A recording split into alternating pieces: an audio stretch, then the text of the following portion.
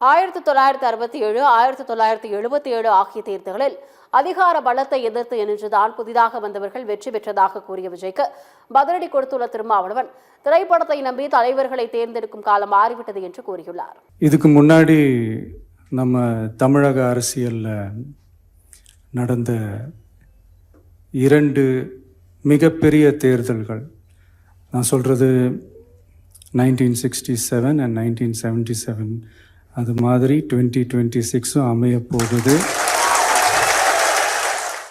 Already தொடர்ந்து win பண்ணிட்டு இருந்தவங்களோட அதிகார பலம், அசுர பலம் எல்லாத்தையும் எதிர்த்து நின்று தான் புதுசாக வந்தவங்க ஜெயிச்சிருக்கிறாங்க. எம்ஜிஆர் காலத்தில் இருந்ததை போன்ற சூழல் தமிழ்நாட்டில் இப்போது கிடையாது. திரைப்படத்தை நம்பி தலைவர்களை தேர்ந்தெடுக்கக்கூடிய மாநிலம் என்று விமர்சித்த காலம் மாறி போய்விட்டது. அரசியல் விழிப்புணர்வுள்ள ஒரு சமூகமாக தமிழ் சமூகம் வளர்ச்சியடைந்திருக்கிறது. யார் தேவையோ அவர்களை தேர்வு செய்வார்கள். 2026 தேர்தல் அதை நமக்கு உணர்த்தும்.